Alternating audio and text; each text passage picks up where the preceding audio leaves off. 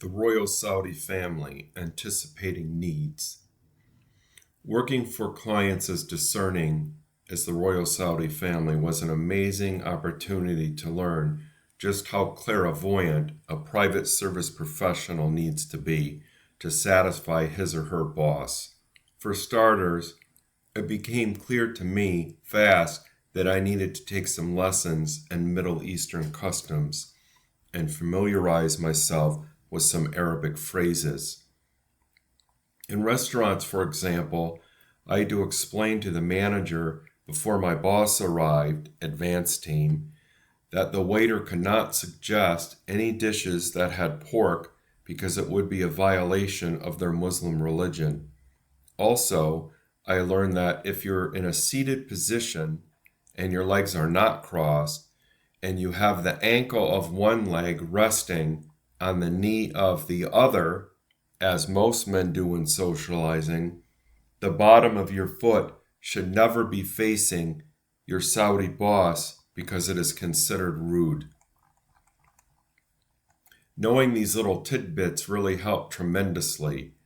In short, if you're going to travel with your boss to another country, learn about their local customs so that your boss does not get embarrassed for doing the wrong thing.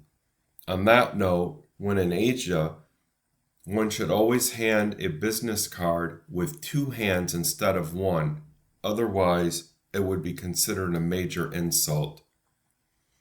While working for the Saudi royal family, sometimes I got lucky and had to organize an advance team to a location. This was a luxury I rarely enjoyed but appreciated greatly. My boss just had to face the fact that sometimes trips needed planning, so he sent me ahead to arrange everything. I would go for a week or two and scout five-star hotels. That's if we weren't traveling to a place that already had a vacation home or a royal Saudi palace.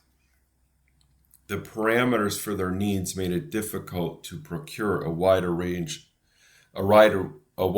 of choices because I would often need to rent an entire floor of rooms. Between all the princes, princesses, bodyguards, assistants, nannies, and so on, I sometimes needed 2 floors of a hotel. I also needed to give the hotel staff some special training on how to address the family, among other things. Additionally, I would go through every suite and make sure that every single feature in the room worked properly. Anyone that has traveled extensively knows that it's not uncommon for a faucet to be broken or a television remote to be faulty, even in the best hotels. So, I spent about 30 minutes in each room, flipping light switches, checking the televisions, and making sure every light bulb worked. You may be asking yourself why I was doing it instead of instructing housekeeping. As the old saying goes, if you want it done right, you have to do it yourself. Even at the five-star hotels, things go wrong. Simply put, I didn't trust the job to anyone else if they screwed up because I would have to take the blame. Introducing myself to every major player in the hotel helped a lot. Since I had worked at the five-star level, it was beneficial. What was really advantageous was the fact that I tipped well. When it comes to tips, don't be cheap. People in the hospitality industry work for tips, period. I let them know that if they bent over backwards every time I needed something, that there would be plenty more cash, and there was. I always kept my word because those people became a valuable part of my team while staying there. If you don't keep your word, then you will lose credibility.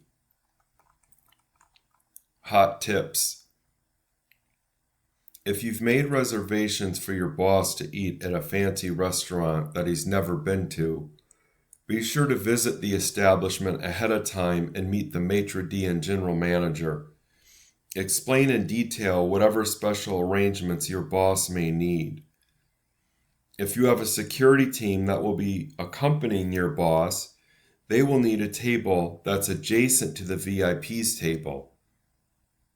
This detail is very important because it may take considerable planning on the management's part to have two tables ready at the same time, which is always a challenge on a busy Friday or Saturday night.